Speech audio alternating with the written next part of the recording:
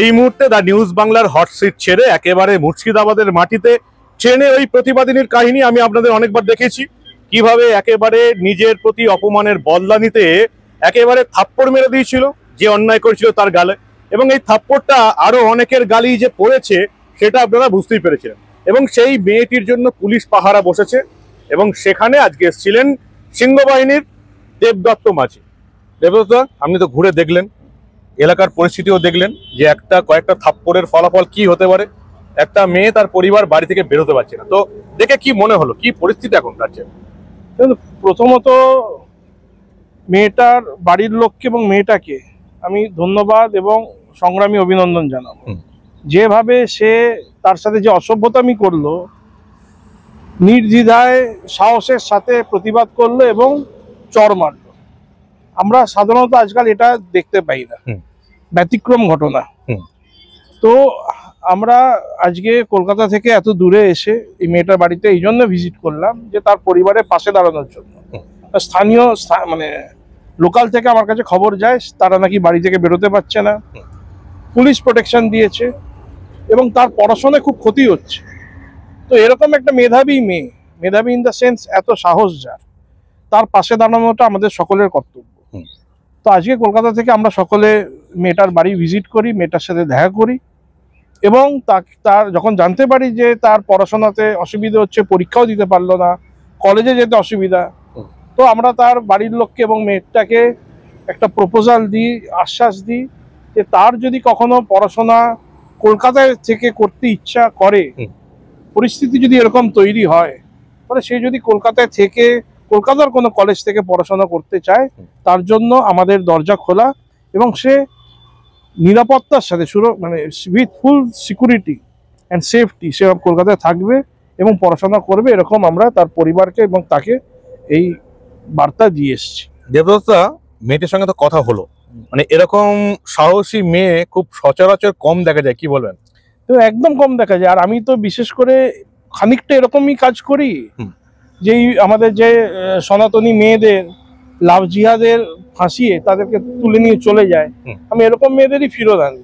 কাউকে রাজস্থান থেকে, কেরল থেকে, তামিলনাড়ু থেকে, মহারাষ্ট্র থেকে, আসাম থেকে, বিহার থেকে তাদেরকে ফিরত নিয়ে আসি বা আমার কাছে এনে ফিরিয়ে দিই। তো সেই এই মেয়ের মতো যদি সাহস এবং ক্ল্যারিটি যদি এই বাকি মেয়েদের থাকতো, আজকে আমাদের একের পর এক হাজার হাজার মেয়ে এরকম আমাদের সমাজ থেকে, সনাতন সমাজ থেকে হারিয়ে যেত না। তো এটা একটা ব্যতিক্রম ঘটনা। এই সাহস আজকের দিনে খুব কম দেখা যায়, দেখা যাচ্ছে কিন্তু খুব কম। তো মানে আমার তো মানে ভাষা নেই যে এটার কিভাবে আমি। অন্য একটা কথা বলি, এই ধরনের ট্রেনে বাসে ঘটনা আমরা আগেও দেখেছি, সোশ্যাল মিডিয়া ভাইরাল হয়েছে, আমরা খবরেও করেছি। এই প্রথমবার মনে হয় এই ধরনের ঘটনাতে ধর্ম জুড়ে গেল। দেখুন, ধর্মটা এই জন্যই জুড়লো, যদি এই মেয়েটা একটা হিন্দুরা অসভ্যতা করে না তা নয়, কিন্তু যদি একটা হিন্দুকে যদি চর মারতো, হিন্দু সমাজ কিন্তু সেই অপরাধীর সাথে দাঁড়াতো না।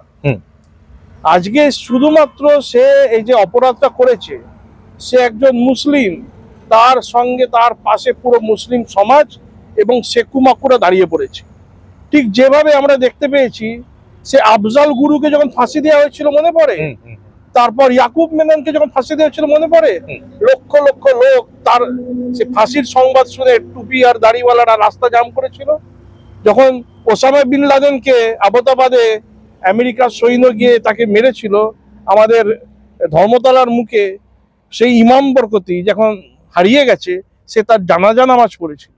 অতএটা দেখা যায় যারা দেশের ওপর আক্রমণ করে, সমাজের ওপর, সমাজকে ক্ষতি আনে, সমাজের ওপর আঘাত আনে, যারা এই হিউম্যানিটির বিরুদ্ধে, তারা যখন আহত হয় কিংবা তারা যখন ফেঁসে যায়, ব্যাপক এই ইসলামিক সমাজ, মুসলিম সমাজ তাদের পাশে দাঁড়ায়। এই ক্ষেত্রে ঠিক সেটাই দেখা যায়। কিন্তু একটা কথা বলুন, ইসলামিক সমাজ পাশে দাঁড়িয়েছে, এটা তো স্বাভাবিক ঘটনা, কিন্তু বাকি যদি আমরা আরেকটু ইসলামিক সমাজ থেকে যদি হিন্দু সমাজে আসি, তৃণমূলের হিন্দু মহিলারা এই মেয়েটির বিরোধিতা করছে, সিপিএম এর হিন্দু মহিলারা চুপ করে আছে।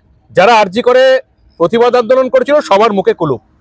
তার কারণ হচ্ছে এটা একটা হিন্দু মেয়ে, আর যার গালে চটটা পড়ছে সে একজন মুসলিম চাচা। তাই জন্যই তৃণমূলের মহিলারা লাফাচ্ছে এবং ওই মাকুরা তারা চুপচাপ বসে আছে, তাদের মোমবাতিতে আর সলতে নেই, মোমবাতি নিভে গেছে তাদের। তো স্পষ্ট এরা এই কাজই সারা জীবন ধরে করে এসছে। মাকুদের কথা, তারা তো ভারত ভাগ থেকে আরম্ভ করে আপনার মানে প্রত্যেক সময় দেশের বিরুদ্ধে কাজ করেছে, সনাতনীদের বিরুদ্ধে কাজ করেছে, এখনো তাই করছে। এই মেয়ের পাশে তারা দাঁড়াচ্ছে না। থ্যাংক ইউ থ্যাংক ইউ দাদা।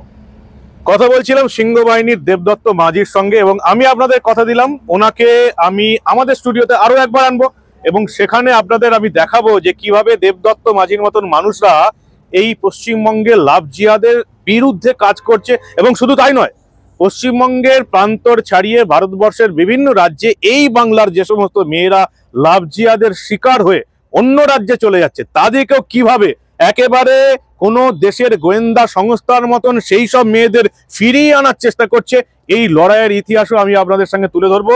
খুব তাড়াতাড়ি আমার স্টুডিওতে আসবেন দেবদত্ত মাঝি, এবং আপনাদের এই লাভ জিহাদের যুদ্ধের ইতিহাসের কথাও তুলে ধরবো। ততক্ষণ দেখতে থাকুন দা নিউজ বাংলা। আমরা আবার এই সমস্ত ঘটনা চেপে রাখতে দেব না।